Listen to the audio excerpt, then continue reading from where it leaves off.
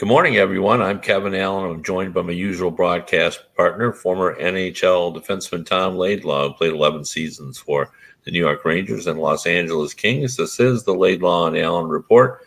We come to you twice a week to talk all things hockey.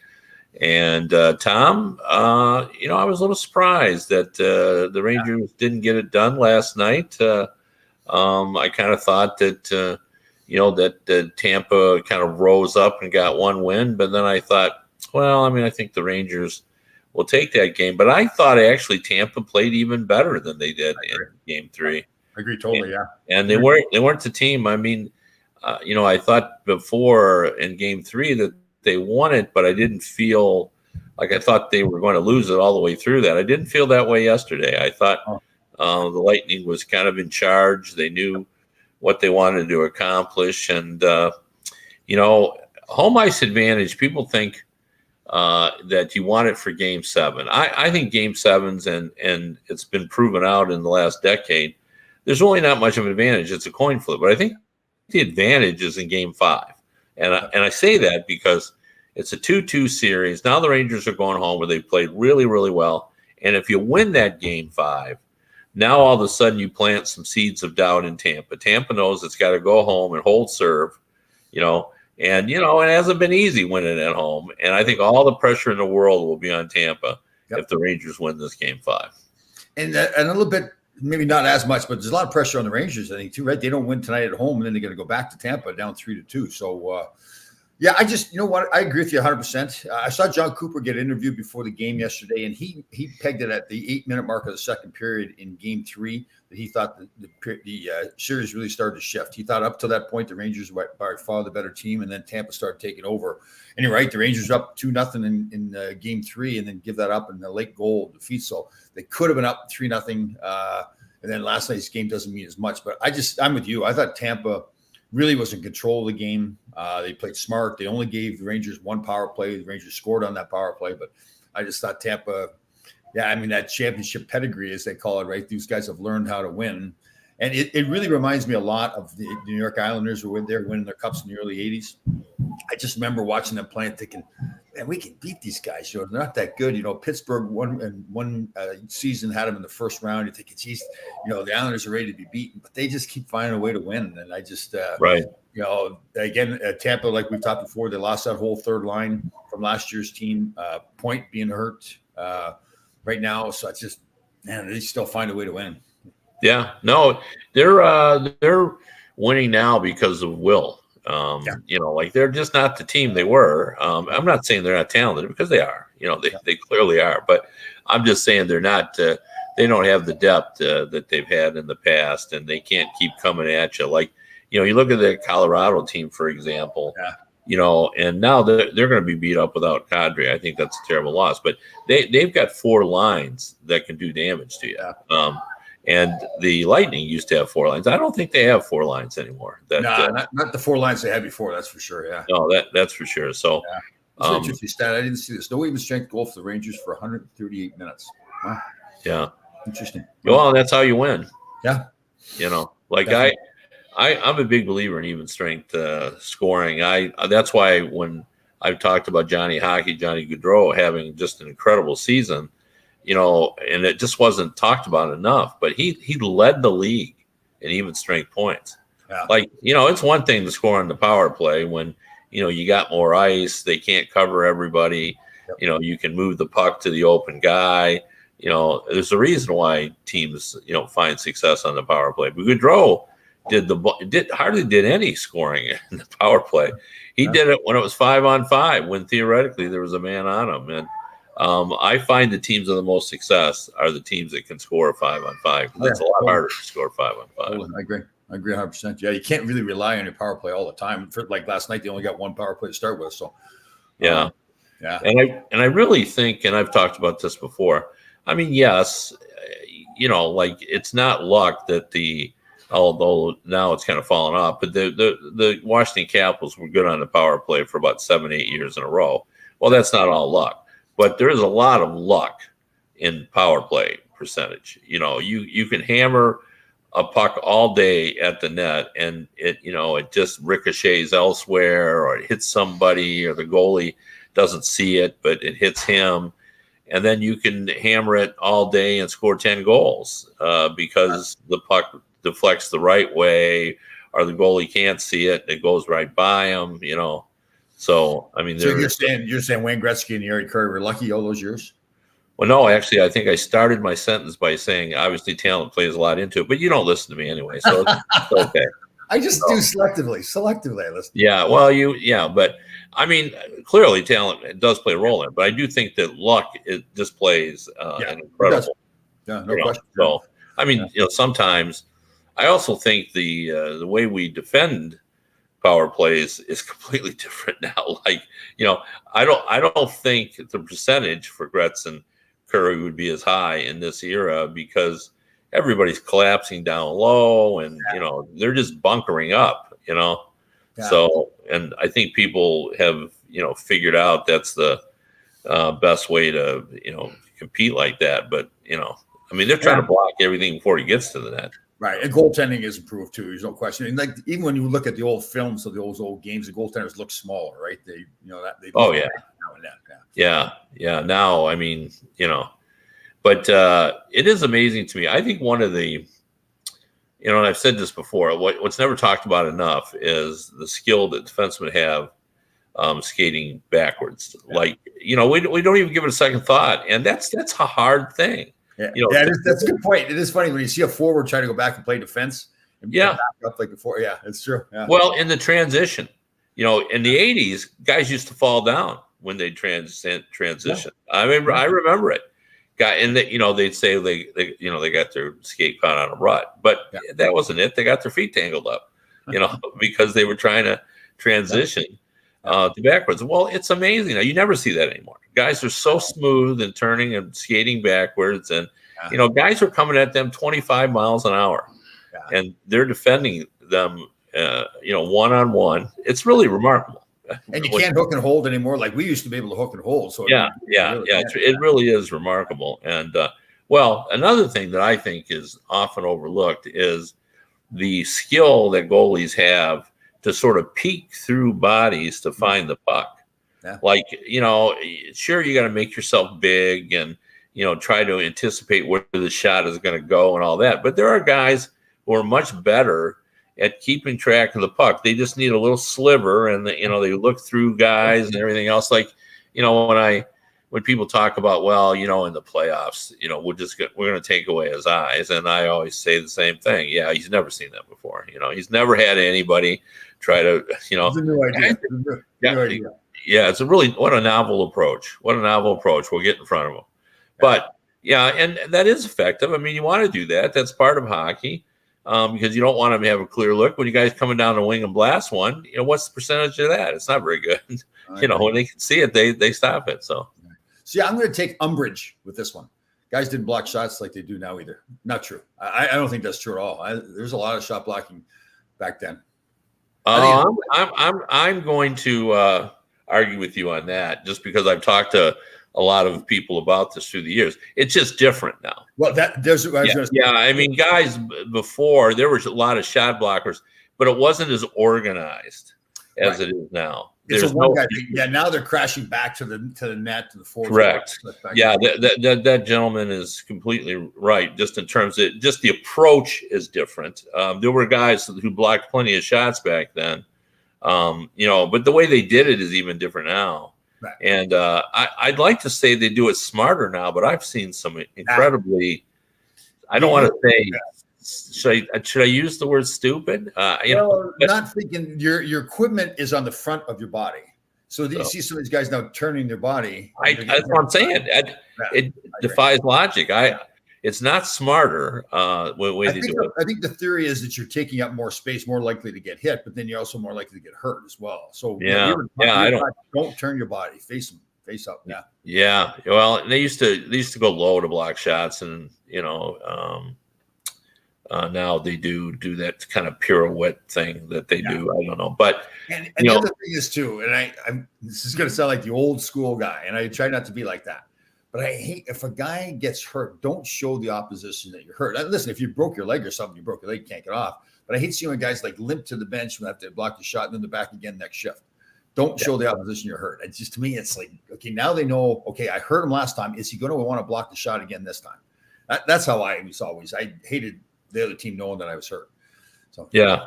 Well, we've talked about this before, but this is a good jumping off to do it again, because I've actually talked to some coaches about this as well. Is the decision to stay out there when you're hurt and you can't move? Would you be better off is just to immediately try to crawl off the ice to get someone on there? Because I've seen guys stand out there, and they can't move. I mean, they're in so much pain. I agree. And get off the ice. Yeah. Just do what you can to get off. Now, I guess it depends on where you are. If you're on the opposite side of the bench and you block a shot, it's a long way to get back, especially when you're going at crawl space. But but the biggest thing on just when I was talking about organization, you can speak this better than I can, but it really is organized. There's a lot of discussion about bunkering up and blocking shots, not letting them get through, and discussion about techniques, and we can argue about whether it's the right way to do it, but that's the way everybody does it now. I know. So, because in the past, when I played, you were taught, okay, if you think you can block the shot, then stay in front of it. But if you don't think you're going to block it, then get out of the way, because the goaltender can't see it if you're in the way. Well, I think you just summed up the differences. Now the expectation is you are going to block it. Yeah, totally. I agree. Yep. Yeah, they expect you to block it. Yep. That's the difference. Now there's such a commitment to shot blocking, and I mean John Tortorella was such just an advocate of you got to block that shot. Totally. Yep. If you're going to be on his team, you're blocking shots. You're going to block that shot. We're not going to let that shot go. He's not asking you whether or not you can block it or not. I've got a pair of Brandon Dubinsky's gloves that I got from playing in a charity game, and they've got put a special pad, so it's a flat pad with an extra strong padding on the top of the glove. So when he gets hit with a puck, when it's blocking shots, it's just like a piece of plywood there. So it's pretty cool. I like the gloves a lot, and I wish I had those when I played. But wow, yeah. Well, and two, it's really interesting to me. Remember those pads that Craig Ludwig had? They were giant pads. Yeah. They were like, guys would joke that they were like goalie pads. They were just so big. And then, and then other guys like Chris Chelios played with rags for shoulder pads. Yeah.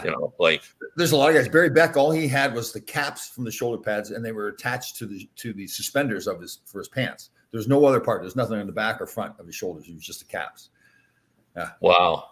Yeah. I just, some guys look like RoboCop now. They're strapped on. They look like, what it reminds me of is police officers or military men. Like it look like they have flak jackets on when they. There's weapons now too. They're like the shoulder pads and the elbow pads. Do I agree with the Tortorella way? Well, I don't. The problem I have is if you've got like this Ranger team now, you've got Arteri Panarin, Zibanejad, Fox. Do you want those guys being told they need to block shots? I mean, if they feel like they need to do it, but I don't want those guys getting hurt. Paying them $10 million a year to win, and part of winning is blocking shots, but. I mean, I like Tortorella. I like the way he coached. I like the way, but to say to every player that they have to block shots, I just don't know if that. I have a hard time with that. So. Yeah, and I think it's unfair if we've given the impression that his whole style is based on blocking shots. I mean, he's very committed to that, but it's more of a dedication to being hard to play against. Yeah, like being.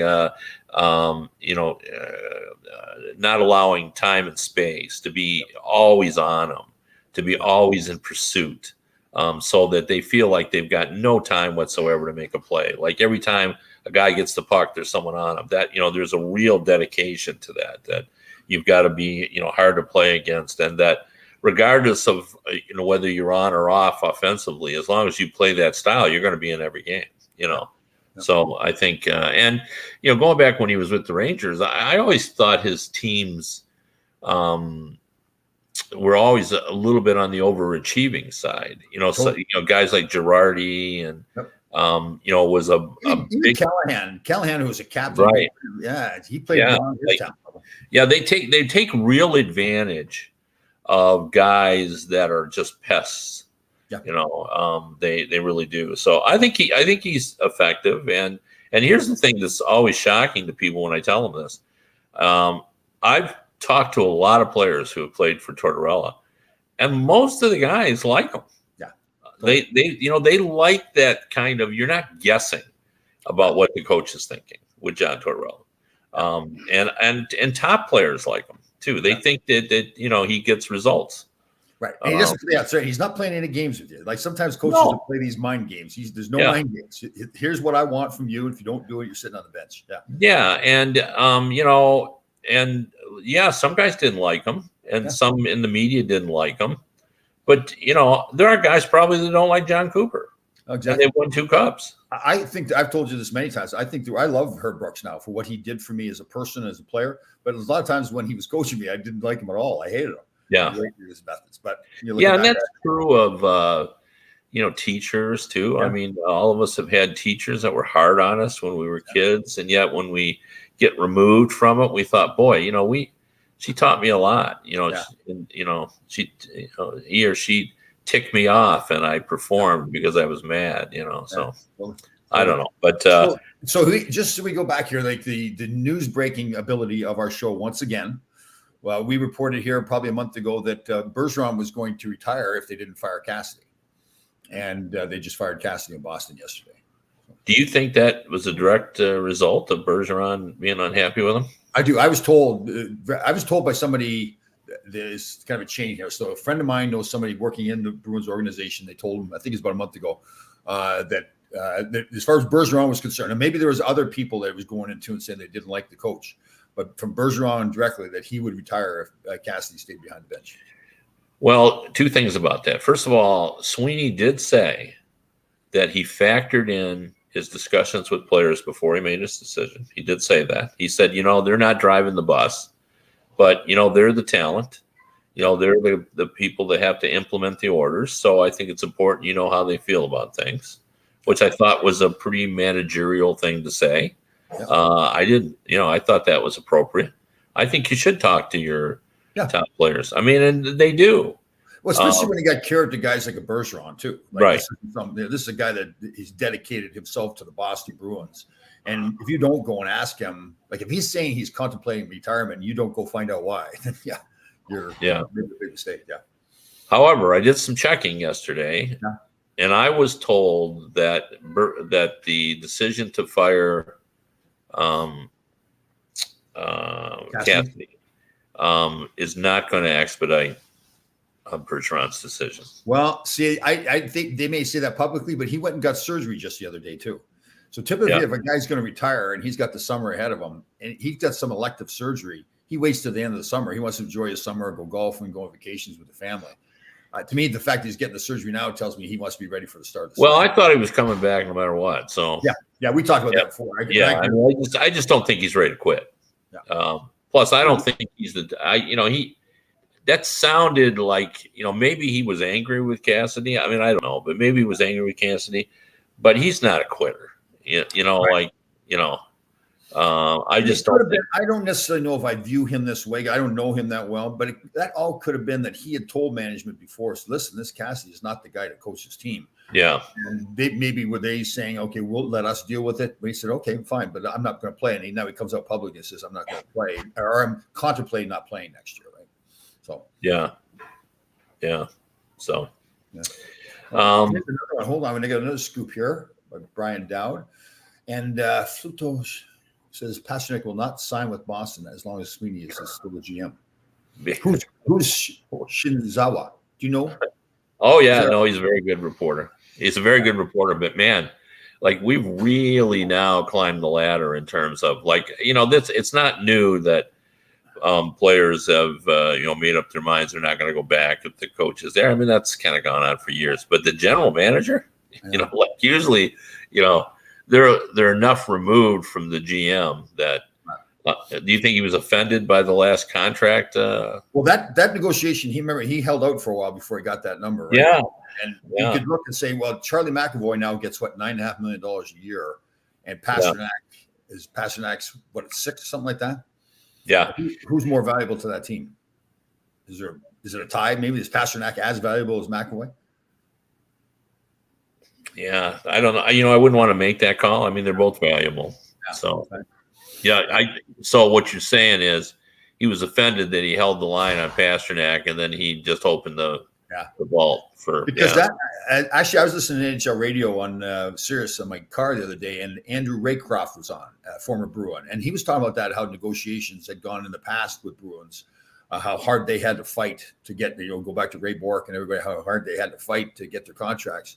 And then, with McAvoy, it's like they handed him the, keys to the castle. Right?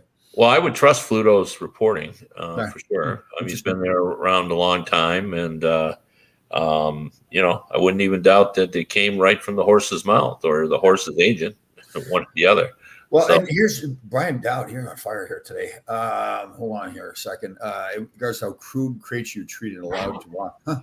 Well, interesting. That was kind of odd for me, Krug, to just let him walk away like that. I felt that was kind of like, and talking to his agent. Bizarre. Yeah, our buddy right on the show. Well, the Krejci situation, though, I didn't have the impression Krejci left because of money. I just thought he wanted to go home. You think it was? Well, and again, listening to this show, Raycroft was on. He was saying that Krejci, when he's playing in the World Championships, they've gone over and watched him, and they say he's playing fantastic, and that there's a lot of talk about bringing him back again next year. So I don't know why. Well, that like it's within the last 2 or 3 weeks, it's been reported that Pasternak is recruiting him, right, with or without Bergeron, right. So, but they're talking on that show too that Pasternak, that Krejci is going to say, okay, I'll come back, but I want to play with Pasternak. But then you're going to separate Bergeron, Marchand, and Pasternak to please Krejci, right? If Krejci wants to play with Pasternak. Well, let me say this. What do you do to? This is shifting teams, but I think this is interesting. If you're Ken Holland, and you've got Evander Kane now, who's going to be an unrestricted free agent, and you're thinking, boy. He just, he reverted to the old Evander Kane and took a penalty that really hurt us at an inopportune time. Is he really ever going to change? No. What if Connor McDavid says, we were a much better team in line when we had Kane. He gave us a bite. Like, what do you do? We know Kenny Holland pretty well, right? And I think one of his strengths is his communication skills with the players. Like, I think he's going to, in my mind, he would try to head that off and try to find out, okay, how is Connor McDavid feeling about the team right now? Does he want Evander Kane on, or go talk to him? Yeah, maybe he doesn't. Maybe he doesn't. I don't really know. But if he does, it's going to be interesting. I would think the compromise would be, knowing Kenny, would be, he would say to Connor, I respect what you're saying, but I can't sign him to a long-term deal. Right. So if he'll take a short-term deal, if he'll take 3 years, or I may even say 2, right. Then maybe we can consider it. But the question is there somebody else in the NHL that will give him 6-7 years, right? Yeah, no, that's fair too. That's why you might be able to say to him, because hey, Evander Kane knows how life was good when he was playing with Connor McDavid. Like who wouldn't want to play with Connor McDavid? And it's going to sound terrible to say. I'm not against Edmonton. I'd play in Edmonton in a heartbeat. But does he want to play in a city like Edmonton? Like that's why you've got to listen to Connor McDavid, because it's important that he wants to stay there. Like you can't afford him. You don't want to be the GM that lost Connor McDavid. Right. But I mean, does Evander Kane want to play in Edmonton? Does he? Like, I get the feeling when I look at Evander Kane, again, never spoken to the young man, just from distance, that he views himself, and he proved it. I mean, he's a big-time goal scorer. He played a big difference for that team this year. So does he view himself that everybody's going to want him, and he can kind of pick and choose where he wants to go play in the National Hockey League? I don't know. I just get the impression. Well, I think he's going to look at that as, man, I'm playing with the most dynamic player in the game. Right. That's how I think he'll think of that. And he was more than willing. He seemed to relish the idea of going to Edmonton early. So, like, he had other options. Did he really have he had other Well, options? that's what people have said. Oh, So that he had, 2 or 3, 4 options maybe that. And I guess especially in that scenario, where you're getting a 1-year deal and you want to go prove yourself, you don't get a chance you're going to play with the best player in the world. Right. I think that's how he saw it. And but I guess the question is that if he's looking for a 6 or 7-year deal, is he caring about who he's going to be playing with, or is he just saying, "Listen, I need to cash in now. I've had all my gambling debts. I'm broke. I need to get the big contract right now." Well, the other thing too is not talked about enough here because the Oilers lost, but 30 points for McDavid and Draisaitl. Yeah. I mean, are we in the 1980s? I know. Were we just watching Gretzky and Curry and and big time will with the big time skill too, right? It wasn't just all about skill. They wanted it. No, Connor McDavid, I mean, not that I needed to be convinced, but he showed me a lot in this postseason. Very true. Because that team isn't nearly as deep as Colorado, and not even close. And they don't have even the defense that measures up. I mean, like, I don't think Colorado is an elite defensive team by any stretch of the imagination, but Devin Taves and Cale Makar can play. They know what to do to defend and get the job done. And they're mobile. They can skate. They're not going to be as fast as McDavid. Well, maybe Makar is, but I agree. Yeah. So I just thought that was so impressive. Here's earth-shattering news too that we need to discuss. The Avalanche touched the Campbell Bowl, the Clarence Campbell Bowl. They won. What do we think? They're not the first. Some teams have done it. It's a tradition, but a silly one. But just so everybody knows, in the National Hockey, there's a lot of superstitions like this. This is one of them. That the used to be all the time that when you won the Western or Eastern Conference, when they gave out the bowl, in this case, it's the Clarence Campbell Bowl for the Western Conference, that you don't touch that because you only want to touch the Stanley Cup. You don't want to touch the second place trophy, so to speak. So, but a lot of teams have just said, the heck with that. We're going to go ahead and do it. But they're saying, like, in the last 10 years, nobody's done it. Colorado went ahead and touched it this year. That's funny, like, to have that conversation. I guess they would have had to have the conversation in the room, right? Are we going to touch the trophy or not? Right? Or they're just not superstitious at all and didn't even think about it, So, yeah, I don't know what to make of that. I don't think that precludes them from winning. But I'll tell you, the one thing that's going to hurt them, though, is this long break. They're going to have maybe like 12 days off or something like that. And I'm a believer, as you are, that players like to play every other day. They get in that playoff rhythm, and they feel good about it. And I think the loss of Kadri, it's hard to believe that these words are coming out of my mouth, but I think the loss of Kadri is big for them, though. I mean, he has been a force all year long. And do we know he's got a broken arm or what? No, it's a thumb. He had thumb surgery. He did. So, any chance of him coming back, or that's it? He's done. No, they said he was out for the playoffs. Oh wow! So, yeah. So that's hurt. Yep. Yeah, I mean, they're a good team, though. They're a deep team. They got a lot. They got a lot of people that can play the game and at an elite level. So it's going to be, they're going to be formidable. So, or is it formidable? So you say that either way, can't you? You know the English language better than I do. Pittsburgh didn't. Ron Gressler right here. He's awake, but Pittsburgh didn't touch it in 2008 and lost. In 2009, they touched it and won. So I guess there's really no. Yeah. It's one of those. It's one of those. I'm with Ron. I'm not superstitious about touching the cup one way or the other. I don't on this. So it is funny when you start thinking of some of the we all kind of say, well, we're not superstitious, but then you think, well, I don't know if it's superstition or not, but I always want to put, I can't remember, left skate on first or my right skate on first. I think it's more like having the same process all the time, preparing the same way. I don't think it's superstition, but. Well, the fans always have a superstition. Well, or maybe it's just a ritual that I've always noticed since I was a kid. Fans always, demean their teams. Like, oh, they got no chance. I mean, it's the same old stuff every year. Yeah. and they pretend like they're counting on them losing, because that's what they always do. Right. But because they just don't want. They're trying not to be let down again. But I see that all the time. Just a running thing. Oh, they're the same old Rangers. They're not going to step up and do this and get it done. I'll tell you, Ranger fans, though, man, they go. I honestly think I may disagree with you a little bit. Ranger fans go into every year thinking they're going to win the cup.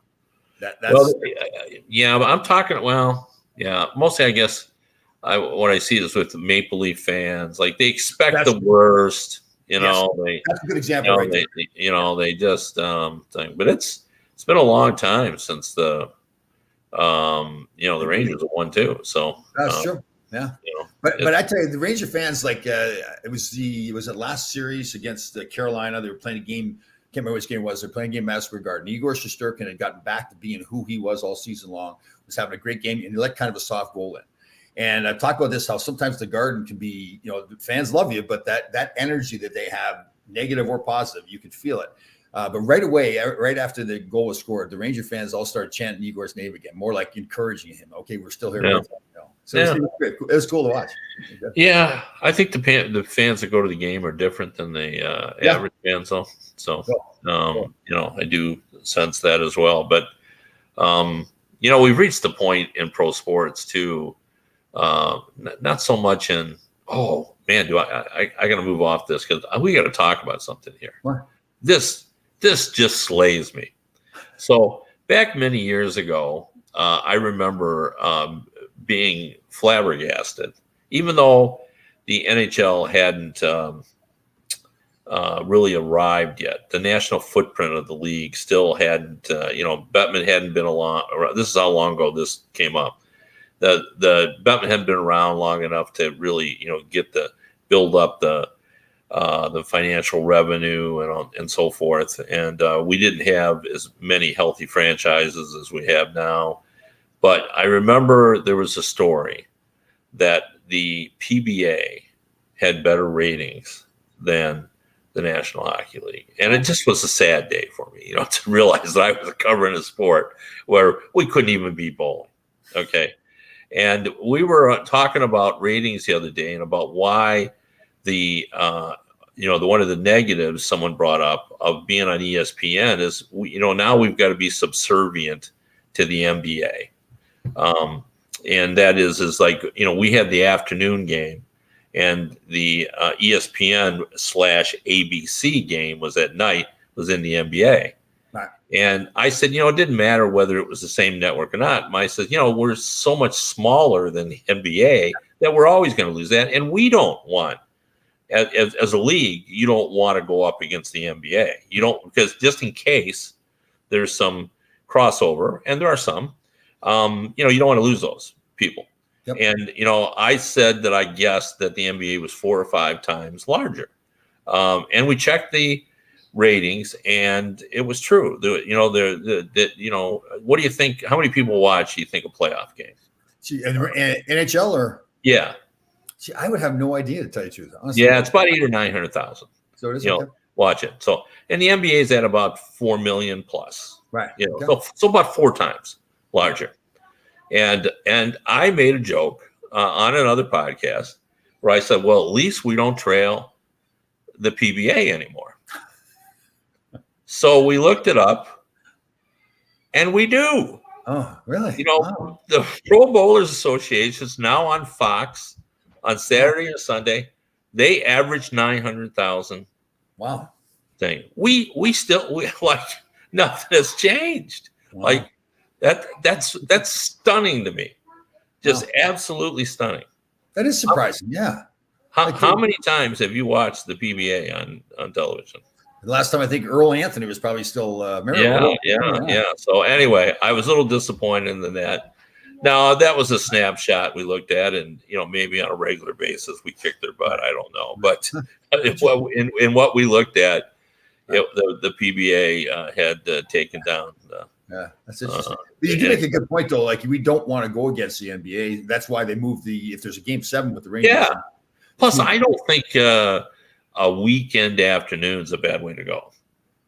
I think people can rearrange their schedules Now the only argument would be we're into the vacation season now, so people want to get out and enjoy the sunshine if there is any. Right now, this in Michigan here, it's like an August day, late August day. It's cold today. Oh, So really? yeah, the sun is bright and everything, but I'm wearing a hoodie and my grandkids are over and my wife's making sure they got coats on and stuff too. So it's cool here in Michigan. Yeah. Yeah, I guess the only thing on a weekend, if it's a nice weather day, Yeah. you don't want to sit inside and watch the game, right? No. Especially if you're a casual fan, like, a Ranger fan is going to watch it. I don't care if you schedule it at 2:30 in the morning. Yeah. They're going to set their alarms and get up, and then, or in Tom's case, he just wakes up and watches the game. It'd be just like a morning game for him. There you go. Let's go. Let's get up and get going. That's actually, we had, I think I told you this, Ron Greshner, Glenn Anderson, and Adam Graves and I were at a viewing party at Central Park, Woman Ice Rink, for about 800 fans for the Sunday game at 3:00. And it was a blast. It was great. It was a beautiful day outside. Place was packed, all kinds of entertainment, everything. It was a great scene. Yeah, it was good. And then they had one last night at Bryant Park for a viewing party, which is more towards Grand Central Station. And I guess they had a big crowd for that as well. So you're doing a good job. Now, I've got to, at the end of the show, we always usually talk about cooking, but let's not talk about cooking today because I want to ask you a reality television Let's go. question because I was on. Yeah, you're the man. You're the man to ask this question. Yeah. So I was trying to get on. We've talked about this before. I hate to admit it, but I'm a closet baseball fan. Right. So I punched my Flickr, as I call it, my TV remote, because I'm going over I wanted to see this morning the scores and what happened last night. And my finger missed, and I ended up on this show where a guy comes in and tries to save bars because they're collapsing. Oh, okay. I've seen it. What's it? I don't know what it's called. Yeah, okay. But anyway, so I'm on there, and I don't know why, but I decided to watch it for a couple of minutes, and I sort of got into it. Yeah. I started watching, and the bartenders were all horrible. They didn't know how to pour a drink. Doesn't he get yelling at him too? Doesn't he? The guy was just and he fired somebody right off the bat. Right. And she was really sassy, and it was a thing. So here's my question to you, because as I was watching this, Bar Rescue. There we go. Yeah, Bar Rescue. Yeah, Larry Melnick. There you go. She's alive and well. Larry Melnick. There you go. Thanks for that, Larry. Yeah. Bar Rescue. So anyway, here's my question to you. Like, some of it to me, as I'm watching this, and I don't watch reality television except for when you were on Survivor. There you go. Is that it seemed like over the top, that they were playing to the cameras, like they were. It was too much. Like they were over dramatizing. Right. And I wondered, you were on Survivor. Do you react the way you normally would, or do you play a character? Do you play the camera? Do you, what are you thinking? I think a lot of the players on my episode, I'll tell you, really played into what they perceived, how people acted on Survivor. So very dramatic. They weren't really that way. And I don't think it was any kind of gameplay. It didn't help them in their gameplay or whatever. But I think they're just so used to watching the show all the time and seeing other people act so dramatic that they felt like they were supposed to act like that themselves. I went the opposite way. I told them, I said, listen, I'm not going to, I do all my True Good Life stuff. So there's not going to be any crying. I'm not going to be lying and cheating and steal, all this kind of stuff. This is how I live my life, and this is how I'm going to act on the show. But again, I'm probably every other player on the show was like, they felt like, okay, I'm going to play Survivor now, so I have to act a certain way. We had this one girl, Krishma, a very nice person, but she cut her finger, and this whole dramatic scene was like, you think, well, she claimed that she cut it right down to the bone. I don't know if that's accurate or not, but she had put her head down in the sand. She's going to pass out and everything. So it was quite the scene. So yeah. So, well, I knew you would have an answer for me, and of course, I turned it off, so I have no idea whether the bar was rescued or not. But it was too much. I watched probably 12, 18 minutes. So I didn't know Lyndon Byers was on one episode. Oh wow! Oh, well, Brian Dowd, he's been a fountain of information. Yes, Brian's on fire today. Absolutely, yes. What's interesting? You told me about how Lyndon Byers is kind of a colorful guy too. Was a tough guy. Darren McCarty, he's a stand-up comedian now. Yes, he does. Yeah, he celebrated, I think he celebrated his 100th show recently, Wow. where he's at 100 gigs, and most of his comedy is based on his hockey. He's got some, in fact, a lot of it is in the book that or is drawn from the book that Tim and I like. There's a great bit when he was fooling around with Chris Draper and Steve Eiserman and Joe Kosher up in the 20th story of a hotel, and they're wrestling around on a bed, and Eiserman gets literally thrown against the window. You told me the story. And he falls down. It's like a cartoon how he just slides down the window, and everyone suddenly just stopped and nobody said a word, all imagining what the headlines would be if Eiserman had gone through the window and killed the 20 thing. And then he said there was total silence, and then like Kosher said, "Let's go out and get some lunch, guys." So they ceased wrestling. But you talk about that moment sometime during the Pittsburgh series. They flew us a couple of people in, myself and some other fans in for Game 6. I think it was. I can't remember which game. No, Game 5. I think it was. I can't. Whatever game it was. Anyways, they flew us in, and we got in there early during the day. And some of the fans, the Ranger fans, had quite a few adult beverages, and they're all wearing their Ranger gear and everything. So now we go into the game, and they continue to have adult beverages, so we almost got in a fight inside the building during the game, and then we're walking back to our van, and there's one Pittsburgh fan there, and he's as wide as he is tall, and he's not too happy that the Penguins had lost, and he's yelling at our fans and everything. And one of our guys walked up to him, got right in his face, and the Pittsburgh fan pushed him. Well, our guy who'd had several cocktails, it took him about 5 minits to fall down. It was one of those things where he kept going back and back and back. He's trying to catch his balance, and eventually he falls down. And it was just like, I actually have a video of it. I'll send it to you. It's hilarious to watch. But the fan bases in some cities are really over the top. I mean, I think I told this story during the Stanley Cup final when I was walking into the arena behind a young man. It was Chicago versus Philadelphia Stanley Cup final, and a Chicago fan was walking in with like his 10, 11-year-old son, and he's wearing a Blackhawks jersey, and it was like watching a Bowery Boys episode where a guy sort of immediately came and cut in front of him and ducked low, and then the guy pushed him over the top. And there was a police officer that was about 10 feet away, and I said, well, this is going to be interesting. Right. Cop just laughed. Just absolutely laughed. Thought it was hilarious. Guys kind of scraped up and cut, and everything else. And then the other one was in Pittsburgh, and Pittsburgh fans are great. They're some of my favorite people in the world. Yeah. But there was a elderly man and his wife, shufflers, coming over from that Marriott hotel over the arena. Right. And the Pittsburgh fans were just giving it to him because they had I don't remember what team, but the opposing team's jersey on. These guys, this couple they were in their 70s if they were a day. Right. So just give it. The alcohol's got something to do with that too. But it was funny. We were in Carolina for Game 5. Ron Gresham and I flew some other fans in. And Carolina is like we're living in the Midwest. I guess it's I'm so used to being around New York. Like they have the thing when the other team, when the visiting team takes a penalty, they have a sign on the board, big board that says "Cheaters never prosper, cheaters never win." I think it is.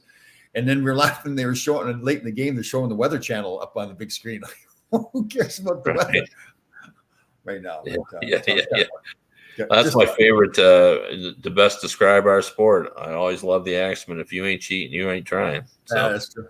Yeah, that's what we always say. So anyway, well, we've gone on long enough here. We've moved out of the realm of hockey and into reality television. No cooking, but there's always next week to talk about. We'll cover it. Yeah, but anyway, we appreciate you tuning in. If you want to read me, I'm at hockeybuzz.com and also DetroitHockeyNow.com. And if you'd like to listen to the show again, you can go to radio.co at 365 Sports. Again, radio.co at 365 Sports. This time, we will see you next weekend. On Monday, I announced we'll see you next weekend. And obviously, I misspoke. So we'll see you next weekend.